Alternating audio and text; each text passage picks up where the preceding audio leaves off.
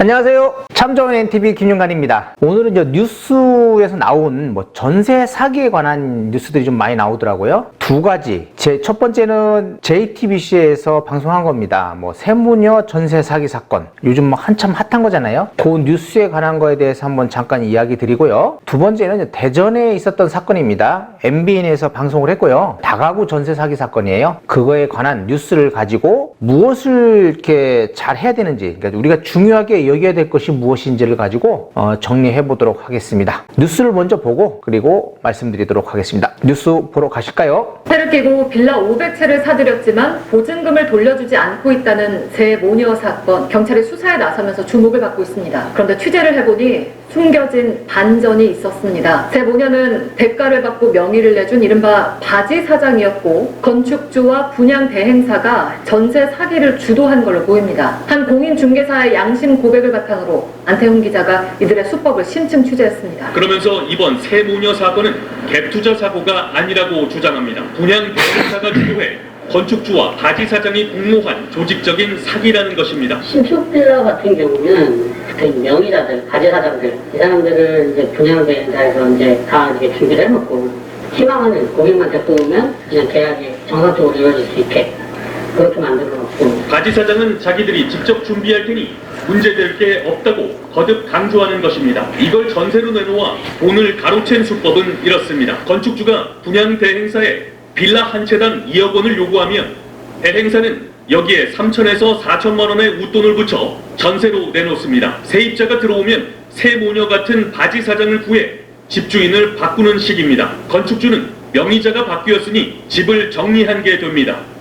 매매 가격보다 전세값이 비싸지만 부동산 거래 경험이 부족한 사회초년생들은 이런 사기를 가려내기 쉽지 않습니다. 빌라는 시세를 정확하게 알 수 없다는 걸 악용한 수법입니다. 시세에 비해서 비쌌어. 비싼데 신축이기 때문에 다 이렇다라고 해서 부동산에 관련된 그런 지식도 없고 하니까 그런 걸 의심할 생각도 못했던 거죠.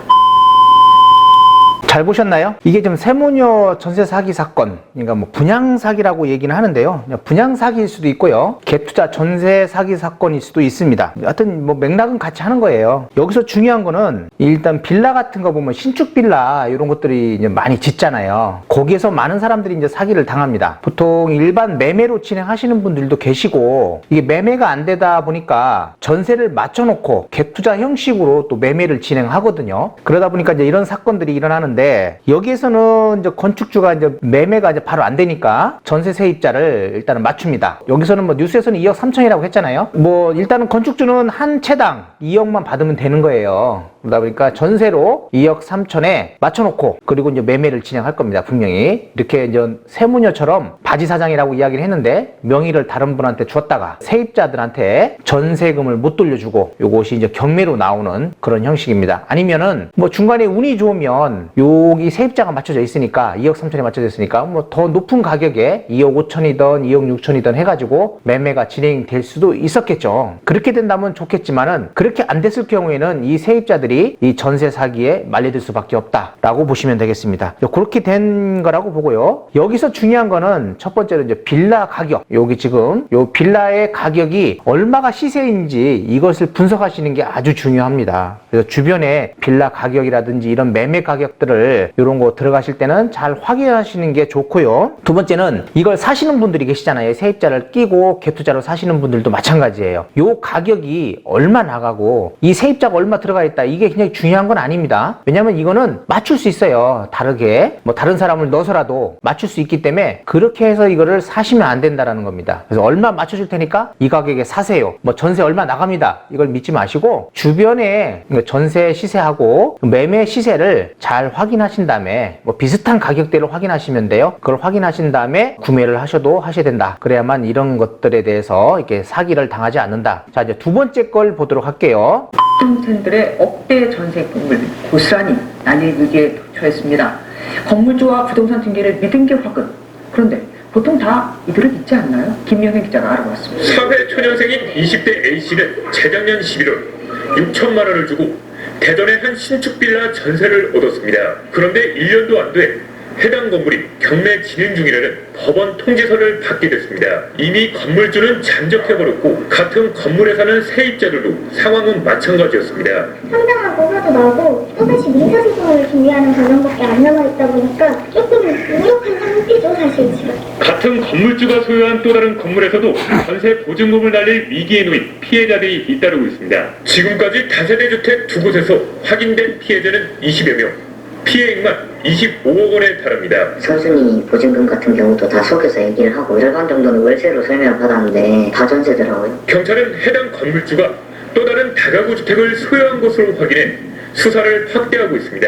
이제 이건 MBN에서 나온 뉴스예요. 대전에 있는 전세 사기 사건이거든요. 전세 사기 사건. 다가구예요, 다가구. 여기 이제 뉴스에서 보시면 다세대라는 얘기가 나오는데 다세대는 아닙니다. 다가구 전세 사기 사건이다라고 보셔야 돼요. 다가구를 이렇게 전세 들어가실 때는 중요한 게 뭐냐면 보통 다가구는 세개층에 19세대가 있어요. 보통 그렇고 뭐 더 많은 것들도 있습니다. 뭐 옥상도 하고 뭐 해서 뭐 20세대 넘는 것도 있고 그러거든요. 쪼개기 해가지고 뭐 25세대도 있는 데도 있고 뭐 여러 가지 있습니다. 근데 보통 기본은 19세대 이하다라고 보시면 되는데 전세로 들어가실 때는 전입세 열람을 일단은 해보시는 게 좋아요. 그 집에 주인 보고 계약하실 때 전입세 열람을 띄워오시라고 해가지고 현재 그 전입세대 열람에 맞게끔 계약서를 보셔야 합니다. 계약서를 보셔가지고 그 계약서에 지금 전세로 살고 있는지 월세로 살고 있는지 그리고 전세 보증금이 얼마가 되는지 나보다 앞서 있는 사람들이에요. 앞서 있는 전세 보증금이 얼마고 또 그리고 대출이 얼마 있는지 이런 것들을 꼼꼼히 파악해 보셔야 돼요. 그래서 파악해 봐가지고 내가 들어가는 금액하고 그리고 현재 있는 전세보증금, 대출 이런 것들을 합쳐가지고 현재 다가구 거래되는 가격의 시세 대비 70% 안쪽에 제가 들어와야만 된다. 근데 다가구 시세 알기 힘들잖아요. 보통 이제 새 건물일 경우에는 10억에서 13억대 보면 낙찰되거든요, 주로. 그리고 평수가 좀 작은 것들은 7억대, 8억대입니다. 그러니까 한 6, 7억대가 넘어버리면 전세로 들어가시면 안 되는 거예요. 그래서 하여튼 대출 금액하고 전부 다 마찬가지입니다. 그래서 그런 것들을 잘 확인해 보셔야 되고 공인중개사분한테 물어보셔야 되겠죠. 현재 뭐 거래하면 얼마 정도 매매되는지 이런 것들을 한 분이 아니라 두세 분 정도 한테 물어보시는 게 중요합니다. 첫 번째로는 전 계약, 그러니까 전 호실에 대한 계약서를 보시는 게 중요하고 주인이 계약서 원본을 안 보여준다면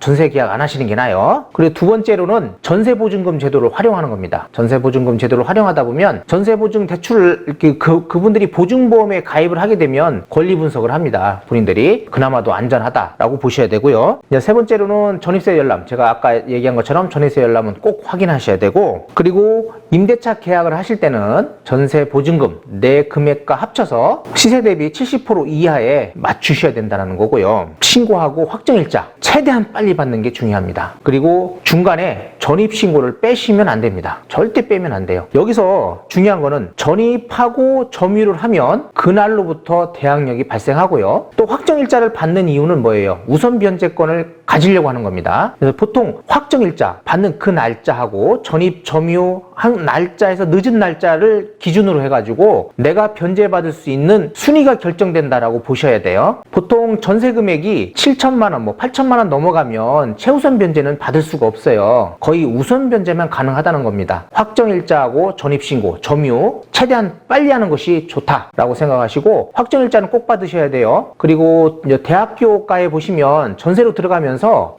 전입신고도 안 하시는 분들도 계세요. 학생들이 늦게 하시는 분들이 있거든요. 그거 안 하시면 안 돼요. 그리고 그냥 전입신고만 하면 되는 줄 알고 있는 분들이 있어요. 꼭 확정일자를 받으셔야 됩니다. 내가 우선적으로 변제받을 수 있는 권리 순위를 빨리 하시려면 하루라도 빨리 확정일자를 받고 또 전입도 빨리 하고 일단은 확정일자 받아서 중요한 게 아니에요. 옛날에 어떤 일이 있었냐면 확정일자는 받았어요. 근데 전입신고를 안 한 거예요. 깜빡하고. 경매가 진행되는데 한 푼도 못 받는 사례들이 발생하기도 합니다. 그런 일들이 종종 발생하니까요. 전입신고 그리고 점유하면서 확정일자 요 세 가지를 확실하게 해놓으셔야 된다라고 생각합니다. 여기서도 지금 중요한 거는 다가구 전세 사기예요. 그리고 다가구 보시면은 전세가 다 들어가 있는 거 있어요. 그런 데는 되도록이면 전세 안 들어가시는 게 좋고요. 그리고 매매로 이제 그 다가구를 사오시는 분들이 있는데 전세를 다 맞춰놓고 실제 매매 가격은 한 9억이에요. 근데 전세가 한 8억 5천 이렇게 있어요. 그런 거 사오시는 분들이 있어요. 그 갭 투자로 사오시는 거거든요. 근데 내가 여윳돈이 있으면 상관이 없는데 전세 보증금 빼줄 수 있는 그런 여유가 없다면 분명히 그거는 나중에 그 경매로 그 다가구가 진행될 수 있다라고 생각하셔야 되고요. 또 하나 이제 뭐가 있냐면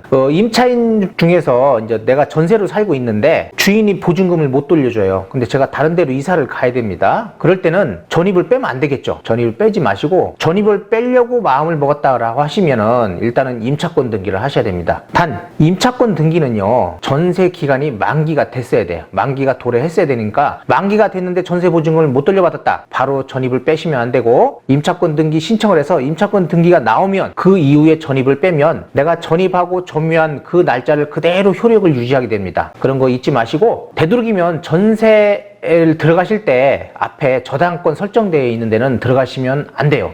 빌라에서는 들어갈 때 내가 그 빌라 한 호실마다 등기를 하는 거잖아요. 빌라는 그렇습니다. 다세대. 그런데 그거는 앞에 저당권이 없으면 내가 들어가면 내가 선순위예요. 내 돈을 누구든지 인수를 해줘야 된답니다. 그렇다고 하더라도 빌라 가격이 만약에 뭐 7천만 원 밖에 안 되는데 9천원 들어갔다. 그러면 못 받을 수 있겠죠? 그러니까 빌라 가격의 밑으로 들어가야만 내 보증금을 이렇게 안전하게 지킬 수 있고요. 다가구 같은 데는 아무리 뭐 대출이 없다라고 하더라도 내가 들어갔어요. 그 다가구를 낙찰받은 사람이 내 보증금을 떠안아야 되는 거예요. 그러니까 앞에 되도록이면 저당권 같은 거 이런 뭐 권리 설정이 없는 데를 들어가시는 게 그나마도 내 보증금을 안 떼이고 그대로 받을 수 있는 확률이 높다. 그래서 되도록이면 대출 없는 다가구를 들어가시는 게 좋고요. 다세대도 마찬가지입니다. 시세 잘 파악하셔가지고 내 보증금 내서 70% 안쪽에 들어가시는 것이 좋다라는 겁니다. 이렇게 해서 오늘 뉴스에 관해서 이제 한번 봤고요. 이런 사기 안 당하시려면 제가 이야기한 그 내용들 쭉 돌려보세요. 계속적으로 돌려보신 다음에 사기 안 당하도록 최대한 노력하시는 게 좋을 것 같습니다. 일단은 사고가 나면요, 뭐 공인중개사 잘못은 얼마 되지가 않아요. 개인도 잘못이 큽니다. 그래서 공인중개사가 만약에 확인 설명이라든지 이런 것들을 잘 못했을 경우에는 40% 정도의 과실이 발생되고요. 개인이 한 60% 정도의 과실을 갖거든요. 그러니까 본인도 이거에 대해서 좀 알고 있어야 된다는 거 중요하게 여기셔야 됩니다. 그러니까 본인도 등기부 보실 줄 아셔야 되고, 모르시면 다른 분한테 한번 물어보세요. 다른 공인중개사분한테 이거 혹시 등기부 괜찮냐? 내가 이렇게 계획했는데 요거 시세가 얼마 정도 되냐? 라고 물어보셔갖고 내가 보증금 그리고 계약하실 때 전호실 계약서를 한번 꼭 확인하시는 거 굉장히 중요합니다. 오늘은 이렇게 해서 사기에 관한, 전세 사기에 관한 뉴스를 가지고 이야기를 나눠봤습니다. 다음에도 더 좋은 정보를 가지고 찾아뵙도록 하겠습니다. 구독, 좋아요, 알림 설정 부탁드리고요. 다음에 뵙도록 하겠습니다. 감사합니다.